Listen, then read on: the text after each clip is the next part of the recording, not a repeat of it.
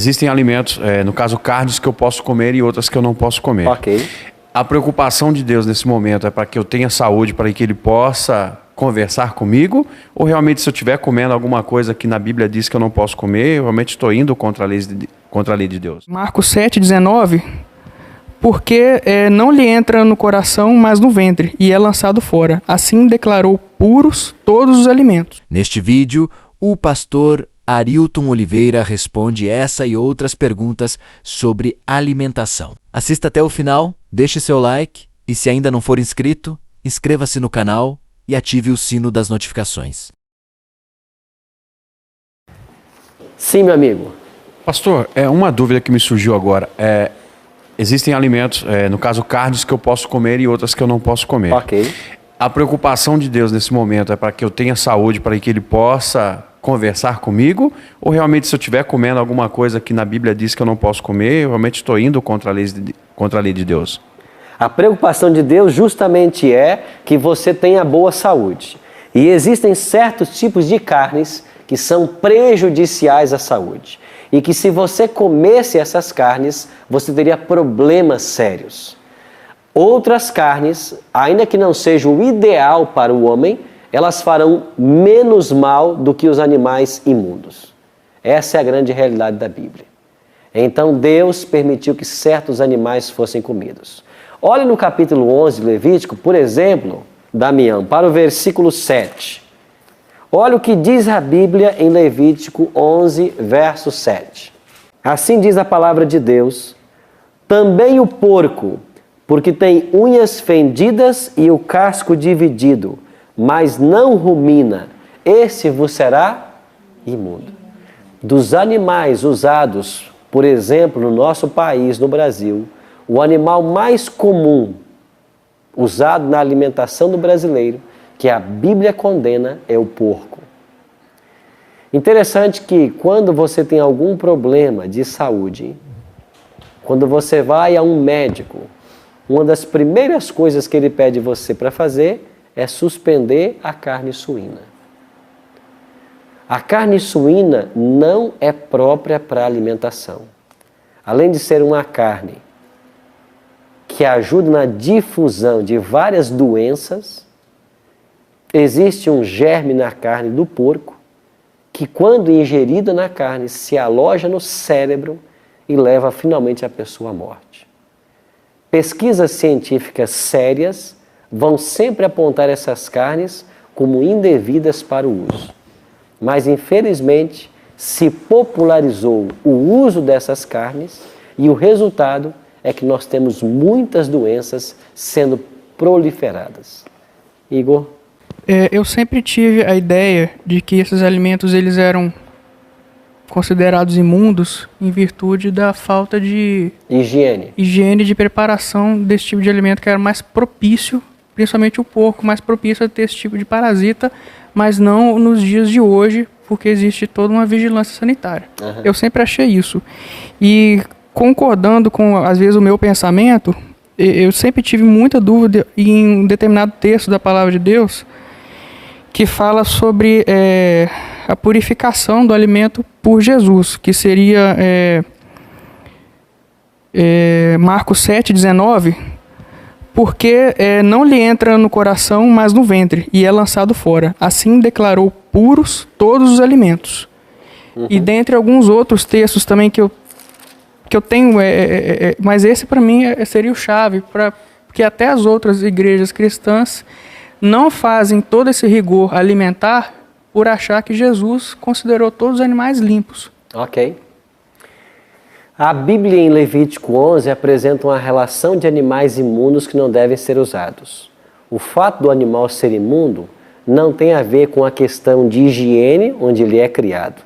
Se você pegar um porco e criá-lo num ambiente totalmente higienizado e colocar apenas ração, farelo para que ele coma, ainda assim ele continuará sendo um animal imundo e a carne continuará sendo imprópria para o alimento.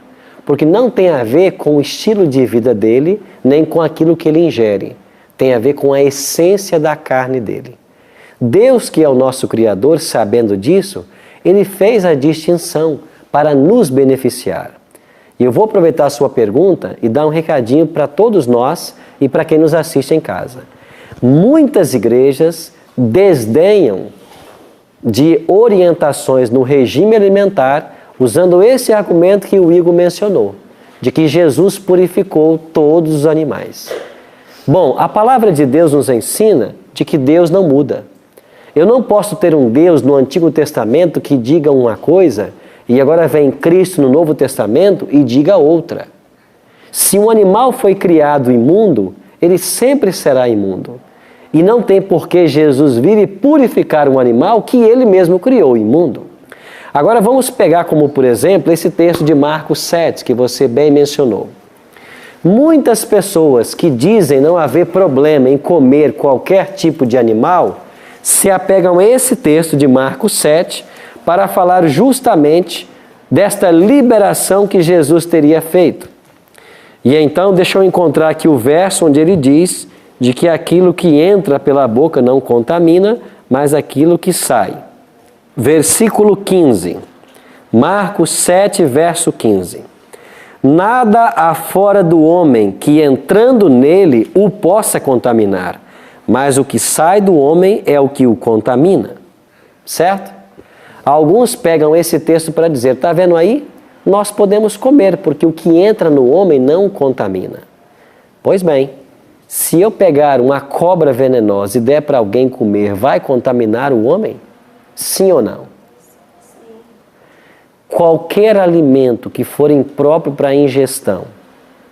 Por exemplo, existe um tipo de mandioca que é tremendamente venenosa, a não ser que passe por um preparo todo especial para ser ingerida. É claro que se ela não for preparada, ela fará mal. O que Cristo quis dizer com essas palavras? Se você ler aqui no capítulo 7, você vai perceber no versículo 2 de que os discípulos foram se alimentar e eles não lavaram as mãos. O que está em discussão aqui em Marcos 7 e em outros textos é o comer lavando as mãos ou sem lavar as mãos. Só que o lavar as mãos aqui do contexto não é o que nós fazemos hoje por uma questão higiênica. Era uma questão ritual dos judeus. Quando o judeu ia se alimentar, ele sempre lavava as mãos antes. Mas se não houvesse água, ele fazia o ritual mesmo sem a água. Os discípulos não fizeram o ritual dos judeus. E os judeus os acusaram. E Jesus rebateu para os judeus. Não tem problema que eles se alimentem sem lavar as mãos. Porque o que contamina não é o que entra, não é o fato dele praticar o ritual ou não que vai contaminá-lo, mas o que contamina é o que sai, é a crítica que eu faço ao meu próximo. E vocês estão criticando os meus discípulos.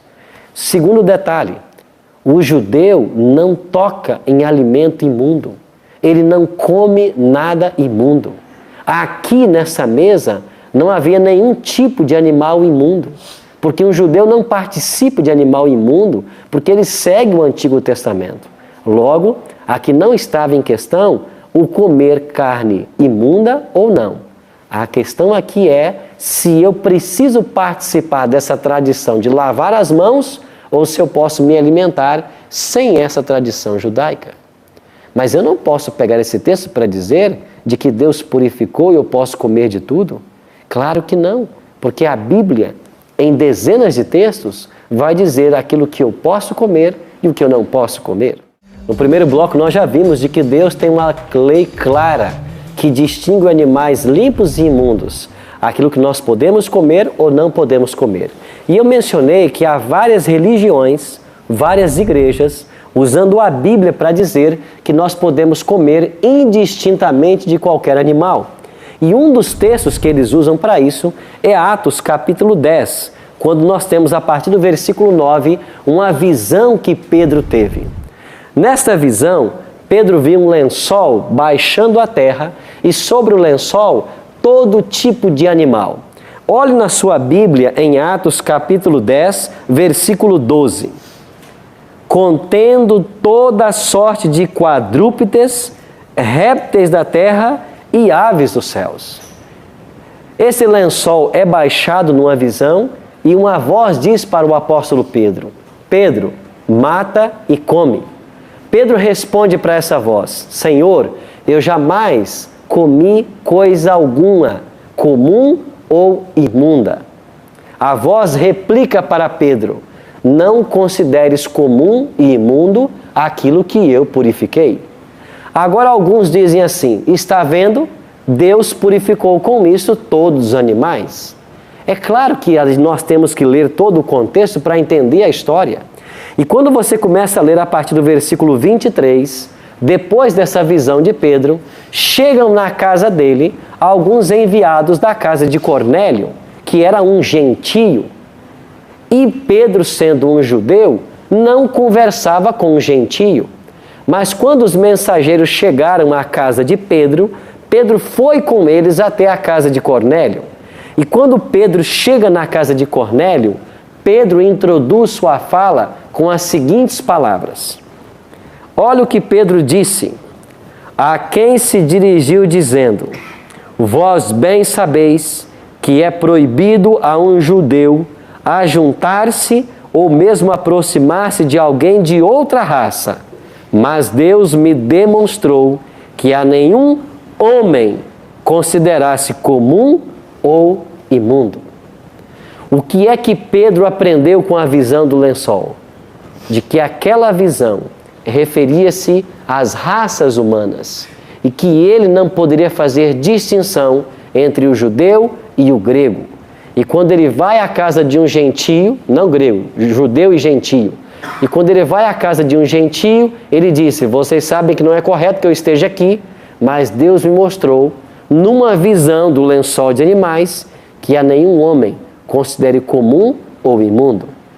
É claro que Deus está orientando aqui que Pedro pregasse o evangelho para os gentios e não purificando animais que ele havia considerado imundo no Antigo Testamento e mesmo no Novo Testamento, quando os judeus não participam desse tipo de alimento. Neri?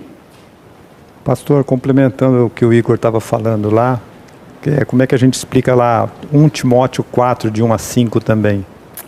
Também fala... Você está com a Bíblia aberta? Tô. Pode ler para a gente. Ora, o Espírito afirma expressamente que nos últimos tempos alguns apostatarão da fé, por obedecerem a espíritos enganadores e a ensino de demônios, pela hipocrisia dos que falam mentiras e que têm cauterizado a própria consciência, que proíbem o casamento e exigem a abstinência de alimentos que Deus criou para serem recebidos com ações de graça pelos fiéis e por quantos conhecem plenamente a verdade. Pois tudo que Deus criou é bom e recebido com ações de graças, nada é recusável, porque pela palavra de Deus e pela oração é santificado. Ok, o apóstolo Paulo está escrevendo aqui a Timóteo.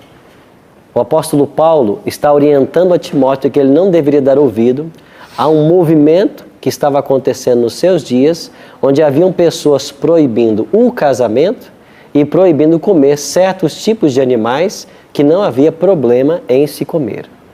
Então Paulo está orientando a Timóteo que ele não desse ouvido a tais pessoas. Por exemplo, um alimento que foi sacrificado a um ídolo é colocado no mercado para se vender. Esse é um problema na igreja de Corinto também. Agora, quando eu compro essa carne no mercado e eu vou comer, eu participo ao comer desse alimento da idolatria daquele povo que ofereceu o animal? Paulo está dizendo que não. O pecado da idolatria é de quem ofereceu o animal. Agora, quando eu vou me alimentar, sempre nós oramos pelo alimento, não há nenhum problema em comer essa comida. A questão aqui, mais uma vez, não envolve alimentos imundos, porque o judeu fazia uma distinção muito clara entre aquilo que pode ser comido e o que não pode ser comido. Um outro detalhe, o apóstolo Paulo, que foi quem escreveu essas palavras, é quem melhor sistematizou a questão da saúde no Novo Testamento. Dê uma olhadinha na primeira carta de Paulo aos Coríntios, no capítulo 3. Olha o que Paulo escreveu. O próprio apóstolo Paulo, que escreveu essas palavras a Timóteo, vai orientar a igreja de Corinto da seguinte forma. 1 Coríntios capítulo 3, verso 16. página 137 do Novo Testamento. Você que nos acompanha em casa, eu não sei a paginação, mas iremos ler 1 Coríntios capítulo 3, verso 16 e 17. Olha o que Paulo diz. Não sabeis que sois o santuário de Deus e que o Espírito de Deus habita em vós? Se alguém destruir o santuário de Deus, Deus o destruirá, porque o santuário de Deus que sois vós é sagrado. Paulo está dizendo, o seu corpo é templo do Espírito Santo.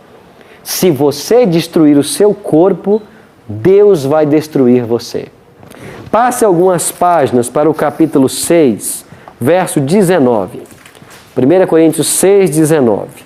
Acaso não sabeis que o vosso corpo é santuário do Espírito Santo que está em vós, o qual tendes da parte de Deus, e que não sois de vós mesmos? Vá para o capítulo 10. 1 Coríntios capítulo 10, olha o verso 31, o que diz o apóstolo Paulo. Portanto, quer comais, quer bebais, ou façais qualquer outra coisa, fazei tudo para glória de Deus. Ou seja, eu glorifico a Deus com a minha saúde. E quando eu estou doente, por causa de uma transgressão minha, em não me alimentar correto, em fazer uso daquilo que a Bíblia condena, eu estou em pecado. Eu estou desonrando ao templo do Espírito Santo, que é o meu corpo. Anderson. Pastor, acontece uma coisa. Comi num churrasco uma carne de porco e não sabia. O que acontece comigo? A Bíblia tem duas palavras para perdão. Palavras gregas. Áfesis e páresis. Uma delas significa que Deus perdoa. A outra significa que Deus ignora. Quando você peca por ignorância, Deus ignora isso. Você pecou sem saber que estava pecando. Quando você peca com consciência, Deus perdoa quando você pede perdão. Então, quando você faz algo que você não sabia ser errado, Deus ignora isso. Atos 17:30 nos ensina de que nós seremos julgados pela luz que nós temos.